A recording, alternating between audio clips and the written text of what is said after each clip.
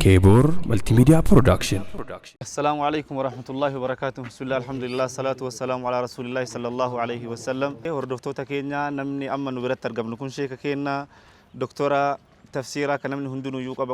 أبو عالم جدا شيخ جيلان أدانو برجرة إدون كونيس إدو إنسان تبارسي سني ركنا بك كنا جرو رفني لالله هبني إسني فيهم نجنيرة أمو كلتي دان أمو ماسكين نوان تيف زيارة إساني تيف يلقى بكني مزين إنسان تبارسي سني اللي كم أم أرجات تنكنا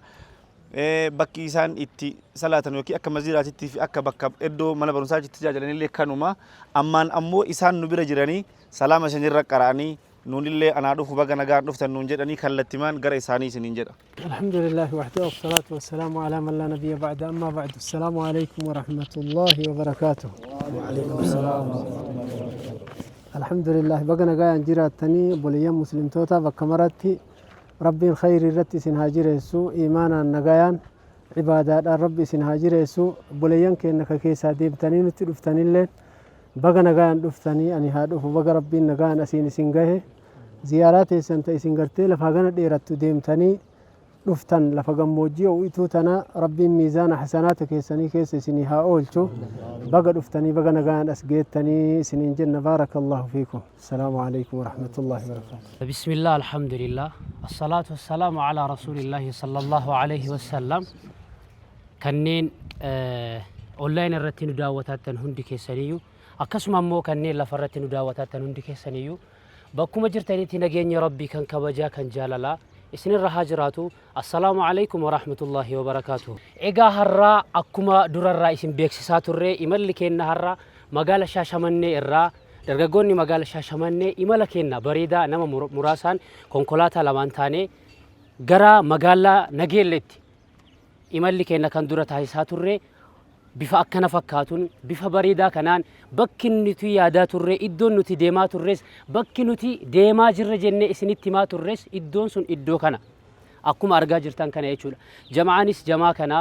ustaaznis ammoo ustaaza bareedaa bashaasha namaa kan fuulli isaanii akka goobanaatti ibsu akkasuma ammoo ustaaza yeroo dheeraadhaaf daa'imummaa kiyyarraa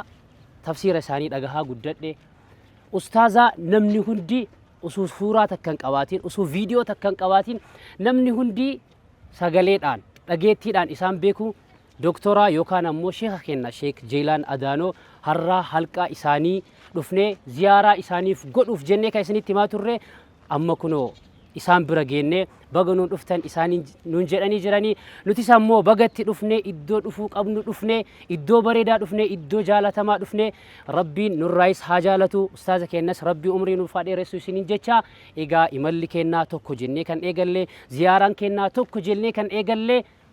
amma ka turtii guyyaa har'aa haala amma fakkaatu kanaan jira inshallah viidiyoota hafeen viidiyoota hedduu isaaniitiin halqaan maal akka fakkaatu iddoon maal akka fakkaatu bakki kamiyyuu maal akka fakkaatu kan walumaan hanga xumuraatti daawwannu taha ustaaza keenya rabbiin umrii nu haa dheeressu wassalaamu alaykum wa rahmatullahi wa barakatuh. Magaala Booranaa dhufnee Nageellee keessatti argamna ustaaza keenya Sheekh Jeelaan Adaanoo biratti argamna. Wallahi haqiiqatanii waggaa asiin dura waggoota lamaa dura tafsiira isaanii suuraa Baqaraa irraa kaasee haga suuraa Naasiititti irraa qara'e onlaayinaan tafsiira isaanii kan waraabamee darbuu jechuudha. Ardhaan tana immoo isaan dura dhaabbadhee haasaatuyyuu jechaa fi waan an dubbadhuutuyyuu na harkaa bada. Maaliif yogguu jettan namni guddaan akkanaa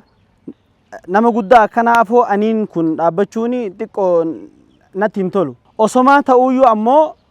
obboleewwan kabajamtootaa fi jaalatamtootaa magaalaan Nageellee magaalaa nuti dhufne kun iddoo isaan diinii islaamaa keessatti diriirsan iddoo isaan aqiidaa baaxilaa buqqisanii dhufanii iddoo kana qubatanidha. Itti dhufnee nu simatan kunoo abboonni keenyaa magaala kana keessatti warroonni argamanii fi ustaazni keenya kabajamaa fi jaalatamaan kan osoo sagalee kan qaamaan osoo hin argin sagalee isaanii bichaadhaanii dura beeknu jechuudha. Viidiyoo qalbii keessan gubu kan ammallee mataa keessan nii fi yaada keessan guutuu roraasu ganaa gadi isiniif dhiifna. obboleewwan keessaa fi alaa bakkuma isin jirtanitti nageenya rabbii guddaadhaa isinirra haa jiraatu isiniin jecha akkuma isiniin jedhaa turre bakki argama keenyaa kun bakka irra caalaa dachiidhaa taate bakka kabajamtuu fi jaalatamtuu bakka namni guddaan argamu silaa bakki akkanaa hin jiraa jedhame silaa hin jiruudhaan kan namaa deebi'amu ustaada keenya ustaada kabajaadhaa ka isin marti mana teettanii suuraa isaanii osoo hin taane sagalee isaanii qofa tafsiira isaanii irraa barachaa turtan ustaada keenya ustaada namni silaa isaan arguudhaan dhugatti hedduu amileen keessan gammadu ustaada keenya Sheek Jeilaan Adaanoo magaalaa Booranaa magaalaa Nageellee keessa jirra akkuma isiniin jedhaa turre silaa yeroo kanatti namni of qaqqabee bakka kanaa taa'ee hin barataa jedhamee silaa kasammuun namaa takka yaaduu hin dandeenye isaan ammoo of qaqqabanii diin rabbii barsiisuudhaaf bakka kana taa'utti jiranii akkuma isiniin jedhaa turre obboleewwan kiyya obboleewwan kabajaa wajjin ziyaaraa isaaniitiif yaadne inshaallah ziyaaruu qabna jennee dhufne amma ziyaaraa anaa dhufu nuun jedhanii bakka kana jirra inshaallah wantoota bakka kana jiranii fi nutis inshaallah fedhii rabbiitii waan dalaguu barbaannu tokko lama jennee viidiyoo babbareedaa waraabnee isinii gadhiifna yoo rabbiin nuu fedheef bakki kun bakka irra caaltu dachee taateedha inshaallah viidiyoo kanaan boodatti viidiyoo hedduu isinii gadhiisna ulfaadhaa kabajamaa jaalatamaa isiniin jenna namni sagalee viidiyoo kanaa dhaga'u hundi bakkee kana sirriitti xiyyeeffannoo irra kennee inshaallah akka waan guddaa hojjennus abdii qabna isiniin jenna wassalaamu alaikum warahmatullaahi wabarakaatu dhaamsa dhumaa iddoon nu amma argamnu kun magaalaa Nageelleeti wanti nu amma dhufneerruuf ammoo waan duniyaa osoo hin taane waan akhiraa nama hojjetu waliin hojjechuudhaaf bakka kana dhaabannee isinitti himuuf malee isin kadhachuuf miti abbaan rabbi khayrii si laaffisee hojjechuudhaaf qophii yookiin fedhii qabaatte asitti miti qaamaanillee bakka jirtu dhufnee si wajjin hojjenna nu argaaf osoo hin taane waan kana ka hojjetaa jirru waan kana haa arganii fi kaayyoo fi hamilee wanta kanaa wanti nu miidiyaa kanarratti waan kana baasuuf yaadneef wanticha kanatuyyuu waan nama lama sadii hin xumuramuu miti waan bal'aa waan ta'eef malee waan xiqqaa osoo ta'eeti namni hamma as jiru kun qofti namni Shaashamannee irraa dhufe kun hin xumura namni waan kana keessatti hirmaachuu barbaadu akhiraadha malee duniyaa miti wantichi duniyaa irratti illee ammoo jazaa hin qabdu jechaa miti bakka jam'aan itti